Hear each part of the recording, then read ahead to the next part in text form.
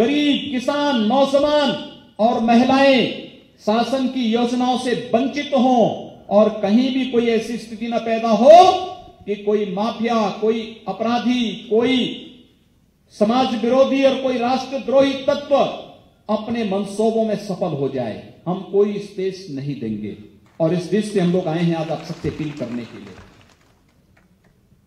कि जो कार्य हम लोगों ने अभी लागू किए हैं, हमारे जो माननीय जनप्रतिनिधिगण हैं वे भी देखें, 15 जून तक गड्ढा मुक्त सड़कें हो जाएं, इसके लिए प्रस्ताव दें, लगातार लगें, अधिकारियों पर बराबर दबाव बनाएं, कार्य की गुणवत्ता बनी रहे इसको मॉनिटर करें, बराबर उसको पहल करें।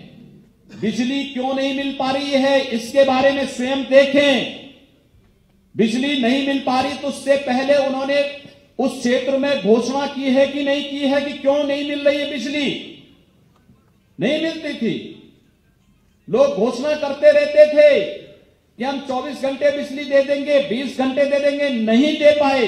हम लोगों की सरकार आई, हम लोगों ने कहा कि नहीं लागू करेंगे, अवश्य लागू होगा। बिजली 4 जिलों में ही नहीं पूरे बुंदेलखंड में भी मिलनी चाहिए और हम लोगों ने 4 जिलों से हटा करके उसको 75 जिलों में लागू कर दिया। आज 75 जिले बिजली पा रहे हैं। क्यों नहीं लाभ मिलना चाहिए? और इसीलिए हम लोग आए आपसे कहने के लिए कि आप कार्यकर्ताओं ने मेहनत किया, सभी सीटें भारतीय जनता पार्टी को जिता दी, लेकिन जब आप विजयी होते हैं तो दायित्व भी आपका ज्यादा हो जाता है, क्योंकि जनता के पास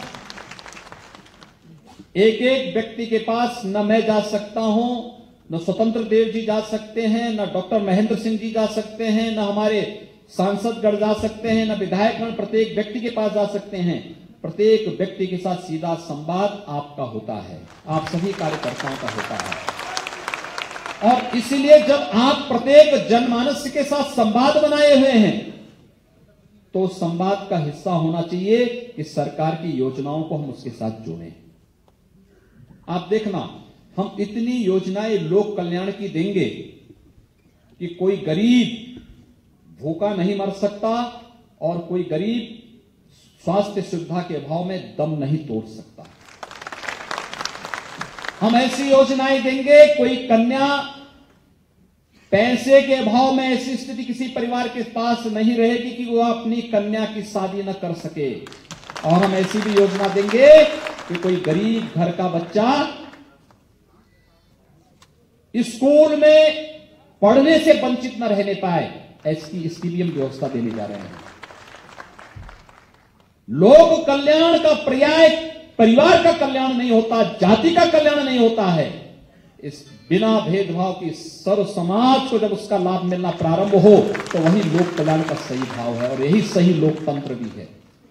उस सही लोकतंत्र को स्थापित करने के लिए सरकार किस संकल्पित है और यही माननीय प्रधानमंत्री आदरणीय नरेंद्र मोदी जी भी चाहते हैं। बिना भेदभाव के शासन की योजना समाज के हर व्यक्ति तक पहुंचे और उसी भाव के साथ आज हम कार्य कर रहे हैं और इसमें आप सबका सहयोग अपेक्षित है। शासन की योजना को अंतिम व्यक्ति तक पहुंचाना। सिंचाई की जितनी योजनाएं यहां चल रही हैं बुंदेलखंड के लिए, उन सभी बड़ी योजनाओं की समय समय पर समीक्षा करना और उसकी रिपोर्ट संबंधित मंत्री और मुख्यमंत्री कार्यालय को भेजना, बताना कैसे हो रहा है, कहीं लापरवाही तो नहीं है, क्योंकि उसमें पैसा लग रहा है सरकार का। वो पैसा सरकार का है, किसी व्यक्ति का नहीं, इस देश की जनता का पैसा है। देश की जनता का पैसा देश के कल्याण में लगे, जनता के कल्याण में लगे, यह देखना भी तो हमारा दायित्व है। अगर हमारे जनप्रतिनिधि इन सब कार्यों को देखने लग जाएं तो मुझे लगता है किसी को इंडिविजुअल कार्य के लिए कहीं जाने की आवश्यकता ही नहीं महसूस होगी। बाकी तो सरकार बैठी है। केंद्र में आपने देखा होगा जब मोदी जी प्रधानमंत्री बने उस समय तक इस देश के अंदर 30 करोड़ ऐसे परिवार थे जिनके पास अपना खाता ही नहीं था, अपना स्वयं का बैंक का खाता नहीं था। और मोदी जी आए, उन्होंने जनधन योजना चला दी, आज 28 करोड़ से अधिक लोगों के उसमें खाते खुल चुके हैं। 28 करोड़। अब सोचिए, जो लोग इस देश में गरीबी हटाओ की बात करते थे, उन्होंने 28 करोड़ लोगों के बारे में, 30 करोड़ लोगों के बारे में कोई नीति नहीं बना पाए। आप अनुमान कर लीजिए कि 5 करोड़ परिवारों को उज्ज्वला योजना के माध्यम से रसोई गैस उपलब्ध कराने की व्यवस्था कौन करा रहा है? श्री नरेंद्र मोदी की सरकार। आखिर इन 5 करोड़ परिवारों को क्यों वंचित रखा गया था? इस देश से गरीबी हटाओ का नारा देने वाले लोगों से कोई पूछेगा? तमाम अन्य वादों के आधार पर समाज को बांटने वाले लोग, कोई समाजवाद के नाम पर, कोई साम्यवाद के नाम पर, कोई किसी अन्य नाम के नाम पर समाज को बांटते तो थे, लेकिन योजनाओं का लाभ समाज को नहीं पहुंचाते थे। आज ईमानदारी के साथ, बिना भेदभाव के साथ इन योजनाओं को समाज के अंतिम व्यक्ति तक पहुंचाया जा रहा है। और यही कारण है हम लोगों ने क्राइटेरिया तय किया है। उज्ज्वला योजना में हम लोग जब गांव-गांव जाते थे, गरीब को रसोई गैस उपलब्ध कराते थे, लोग कहते थे साहब अच्छे दिन कब आएंगे? अरे किसी गरीब के घर में जिस दिन उज्ज्वला योजना का रसोई गैस जलता है, वही अच्छे दिन की शुरुआत है। जब किसी गरीब के घर में विद्युत का कनेक्शन निःशुल्क लगता है, तो वही अच्छे दिन की शुरुआत है। और हम लोगों ने आज कहा है, विद्युत विभाग से कहा है, ग्रामीण क्षेत्र में भी और शहरी क्षेत्र में भी गरीबी रेखा के नीचे जीवन यापन करने वाले सभी लोगों को निःशुल्क कनेक्शन उपलब्ध कराइए विद्युत का, और एक समय सीमा के अंदर तय करवाइए सबको। अब ये नहीं होगा। जब मैं झांसी में आया था सुबह, जिला चिकित्सालय का निरीक्षण हम लोग कर रहे थे, उस समय लोगों ने मुझे बताया कि साहब हम लोग यहाँ पे रहते हैं एक मोहल्ले में, वहां बिजली का कनेक्शन नहीं मिला हम लोगों को, हम 40 साल से परेशान हैं। हमने कहा परेशान रहने की आवश्यकता नहीं, अब विद्युत विभाग के लोग स्वयं आएंगे आपके पास और आपको विद्युत का कनेक्शन उपलब्ध करवाएंगे। ये लाभ गरीब को मिलना ही चाहिए। हम लोगों ने अपने खाद्य और रसद विभाग से कहा है कि खाद्य और रसद विभाग का खाद्यान्न बाजार में बिकेगा तो एक संज्ञेय अपराध होगा। ऐसे लोगों के खिलाफ इतनी सख्त कार्रवाई होगी कि केवल उसको सस्पेंड करने और ट्रांसफर करने तक सीमित नहीं रहेंगे, हम उसको बर्खास्तगी की कार्रवाई करेंगे, सीधे सीधे कार्रवाई करेंगे अगर गरीब का खाद्यान्न बाजार में बिका तो। कोई समझौता नहीं। हम भ्रष्टाचार के खिलाफ, अराजकता के खिलाफ किसी भी प्रकार का कोई समझौता किसी से नहीं करेंगे, सख्ती के साथ निपटेंगे। और इसके लिए कह दिया गया है, कारणों का एक बार निरीक्षण करिए। अंत्योदय के अंतर्गत जो वास्तव में गरीब है, जिसके पास कुछ भी नहीं है, बेसहारा है, अंत्योदय के अंदर उसका कार्ड बनाइए। गरीबी रेखा के नीचे पात्र गृहस्थी कार्ड जो बनने हैं, उसमें भी पात्रता को ध्यान में रख करके बनाइए और फिर उन सबको राशन समान रूप से वितरित करने की व्यवस्था करिए। हम लोग करेंगे उत्तर प्रदेश में पुअर वेलफेयर कार्ड हम लोग बनाने जा रहे हैं। तमाम योजनाओं के साथ जोड़ करके उन सभी गरीबों तक हम खाद्यान्न योजना का लाभ पहुंचाएंगे। शासन की तमाम उन योजनाओं को लेके जाने वाले हैं। और सज्जनों, मैं आप सबको इस बात के लिए आश्वस्त करना चाहता हूं कि प्रधानमंत्री जी की जो मंशा यहां के लिए है वो अत्यंत महत्वपूर्ण है।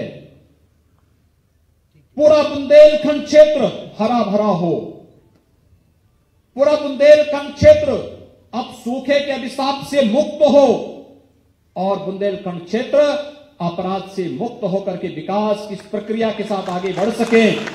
आज हम लोग इसी के बारे में बैठक भी कर रहे थे और जब हम लोग बैठे थे, माननीय मंत्री स्वतंत्र देव जी ने कहा कोई ऐसा कार्यक्रम जिसको हम लोग बुंदेलखंड को सीधे दिल्ली के साथ जोड़ सकें। हम लोग एक नई योजना के लिए कार्य करने जा रहे हैं। बुंदेलखंड को एक 6 लेन एक्सप्रेस वे के साथ सीधे जोड़ने की कार्रवाई को दिल्ली के साथ पूरे बुंदेलखंड को जोड़ सकें, उस पर हम लोग कार्रवाई आगे करने जा रहे हैं। और वह एक महत्वपूर्ण योजना होगी पूरे बुंदेलखंड के लिए, क्योंकि अब 6 लेन का मार्ग बनने का मतलब बुंदेलखंड में उद्योगों का लगना,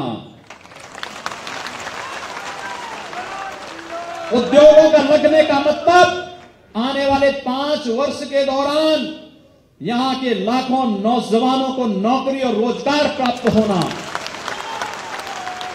और उस योजना के साथ जब हम लोग जोड़ लेंगे तो मुझे लगता है यहां का प्लान रुकेगा। यहां पर अन्ना प्रथा जिस किसानों को एक ही फसल लेने देती है, उसके लिए कोई नया कार्यक्रम प्रारंभ होगा। विद्यालयों में अच्छी सुविधाएं हम दे पाएंगे, 24 घंटे बिजली दे पाएंगे, हर गरीब के छत सिर को ढकने के लिए छत दे पाएंगे, और जिनके घरों में शौचालय नहीं, हर एक घर को शौचालय देने में सफल हो जाएंगे। और इसमें आप सबका सहयोग चाहिए, क्योंकि सरकार तो आपने चुनी है, सरकार आपने बनाई है, लेकिन अब जब सरकार कार्य करना चाहती है तो इसके लिए आप सबको उन मर्यादाओं को ध्यान में रख करके सरकार की योजनाओं को आम जन तक पहुंचाने में योगदान तो देना होगा। लेकिन कहीं कोई खामी है तो उसकी सूचना संबंधित जनप्रतिनिधि के माध्यम से फिर हम लोगों तक पहुंचाना। हम लोगों को थोड़ा उस आचरण से ऊपर उठना पड़ेगा। देखिए, विपक्ष में थे, धरना प्रदर्शन तब सब चलता था, लेकिन आज सत्ता में हैं आप, इसलिए अब धरना प्रदर्शन आपका काम नहीं है। आपका काम है शासन की योजना का प्रचार प्रसार करना। आज अगर कहीं खामी है तो अपने विधायक, अपने सांसद को बता करके उसको हम लोगों तक पहुंचाना। जो मेरे स्तर पर होगा, हमारा एक एक मंत्री 18-18 घंटे 20-20 घंटे काम कर रहे हैं। आप अनुमान करिए, पहले लोग 1 घंटा नहीं मिल पाते थे, आज 18 घंटे 20 घंटे लगातार काम कर रहे हैं, और लगातार वह आपकी एक एक समस्या का समाधान करने के लिए पूरी तत्परता के साथ लगेंगे। लेकिन यह कोई अवसर मत दीजिए किसी को बोलने का, कानून को हाथ में मत दीजिए। कानून का काम करने वाले लोग स्वयं काम करेंगे। आप केवल अपने जनप्रतिनिधियों को बता दीजिए, अपने पदाधिकारियों को बताइए कि फलानी जगह गलत हो रहा है, वे स्वयं संबंधित अधिकारी से बात कर लेंगे, या संबंधित अधिकारी को फोन से सूचना दे दीजिए। अगर आप ये कार्य कर लेंगे तो बेहतर हम कर पाएंगे, प्रदेश में बेहतर कर पाएंगे, एक परिवर्तन दिखा करके दिखा देंगे। प्रदेश में जनता जिस जो उम्मीद रखती है, प्रदेश में जनता की जो अपेक्षाएं हैं, उन अपेक्षाओं पर यह सरकार पूरी तरह खरी उतरेगी, और उसके लिए आपका सहयोग अत्यंत आवश्यक है। सज्जनों, मैं अभी तो कमिश्नरी स्तर के कार्यक्रमों में आया हूं, आप विश्वास करिए मैं जिले स्तर के कार्यक्रमों में भी आने वाला हूं।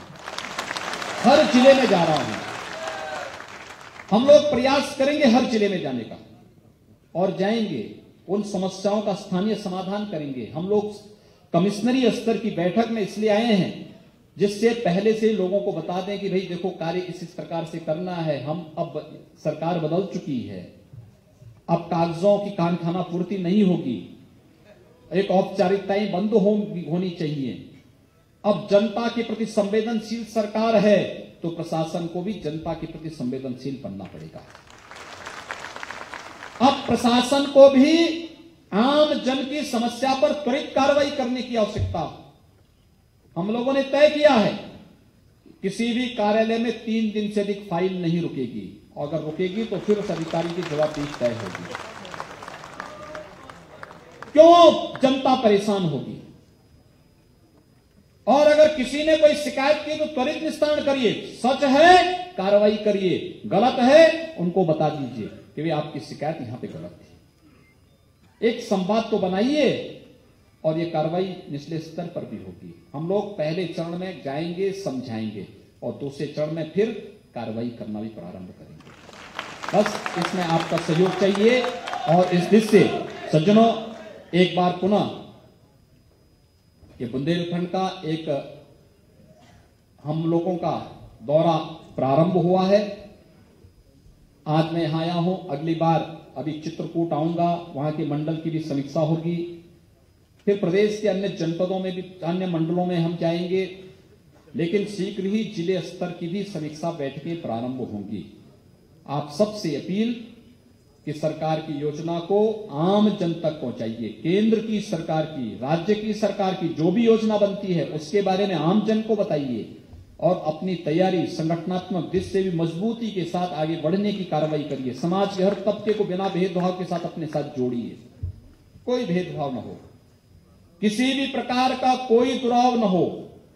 जो जुड़ना चाहता है उसको अपने साथ जोड़ करके मजबूत संगठन खड़ा करिए। एक ऐसा संगठन खड़ा करिए जो वास्तव में एक राष्ट्रवादी संगठन का एक चेहरा हो सकता हो, जहां पर हर व्यक्ति आकर के निसंकोच अपनी बात कह सकता हो, और इस प्रकार की एक स्थिति पैदा करिए जहां पर आप जनता की समस्याओं के समाधान का एक उचित मंच संगठन को दे सकते हो। आज के इस अवसर पर मैं बुंदेलखंड की धरती को, झांसी की धरती को बारंबार नमन करते हुए आप सबके प्रति अपनी शुभकामनाएं देता हूं। सरकार को चुनने के लिए कोटि कोटि बधाई देता हूं और विश्वास व्यक्त करता हूं कि यह सरकार लोक कल्याण के लिए पूरी तरह समर्पित भाव के साथ कार्य करेगी, और जहां कहीं भी आपको सुझाव की आवश्यकता पड़ती हो, आप माननीय विधायकों के माध्यम से या सीधे भी मेल के माध्यम से या अन्य माध्यम से भी आप अपने कागजात, अपने पत्र, अपने सुझाव को हम लोगों के पास भेज सकते हैं। मुझे उसमें प्रसन्नता होगी, मैं उन सबको स्वीकार करूंगा। लेकिन यह सरकार मोदी जी के केंद्र सरकार की तर्ज पर ही प्रदेश के अंदर गांव, गरीब, किसान, नौजवान और महिलाओं के संरक्षण और उनकी सुरक्षा के लिए पूरी तरह संकल्पित है।